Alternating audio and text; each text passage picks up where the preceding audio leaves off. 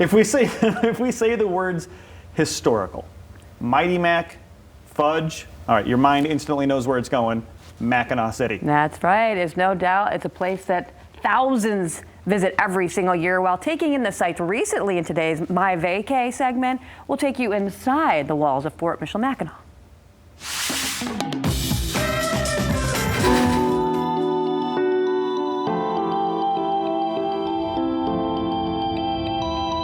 You don't need a time machine to travel back decades. What you do need is a trip to Fort Michilimackinac. Right here was the center of fur trade for people from all across the world.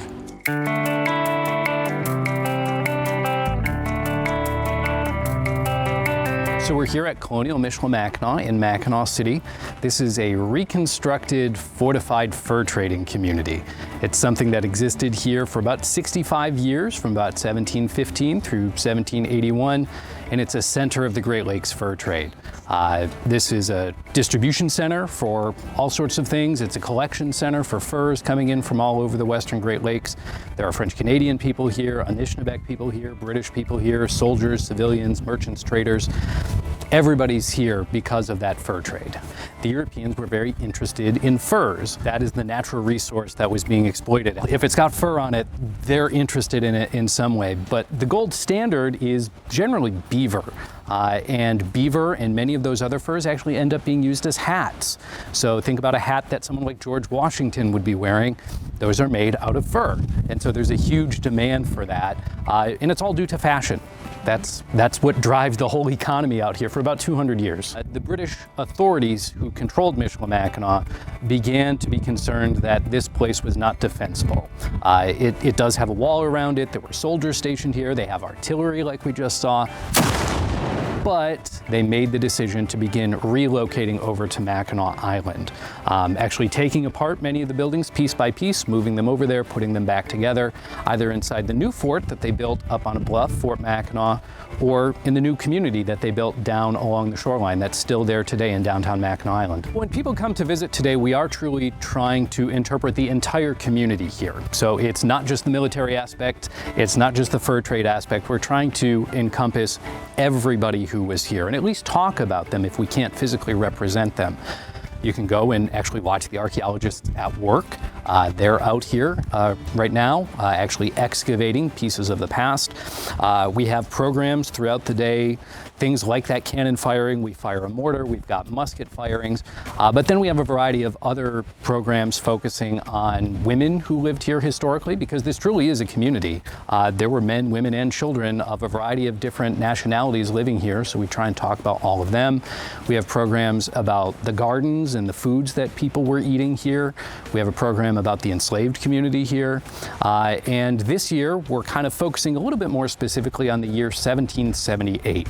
We've been walking through year by year the American Revolution for the past few years now. And this year it's 1778, so we're talking just a little bit more specifically about what happened then. But we're always happy to talk about all of the history, going way back into prehistory when the indigenous people were here all the way up through today. We're constantly updating our program, so our enslaved community program was honed just a little bit as a result of ongoing research, because none of this stuff is static. As I continue to do more research, or as my coworkers do more research and we learn more, we update it. We have a number of new exhibits that we've added over the past few years. The commanding officer's house is completely renovated. The barracks is completely renovated. We have a brand new orientation film down in the King's Storehouse.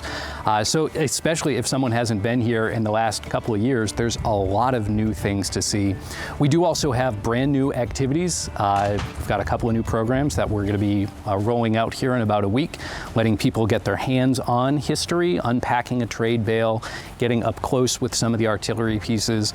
And then this year, for the first year, we actually have a program called Guns Across the Straits. It's an after-hours program, but people do have an opportunity to come in and actually fire all the black powder weapons that we use for demonstration. The person who's perhaps most famous is Robert Rogers of Rogers Rangers. He was the commanding officer here. Rogers ruled rules of ranging are still used by Army Rangers today. Michilimackinac, unfortunately, was kind of his undoing. He was world famous when he came here.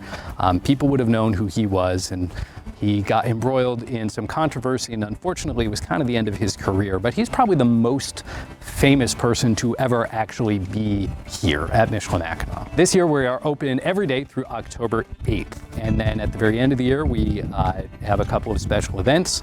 But until then, every day we are here, rain or shine. So we'd love for people to come visit. I love checking in on the archaeologists, by the way. Me too, man. What did you draws find you in. today? I found this, and it's like gold to them, you know? Right. And learn more about what's going on in the city, just simply head to MackinacCity.com.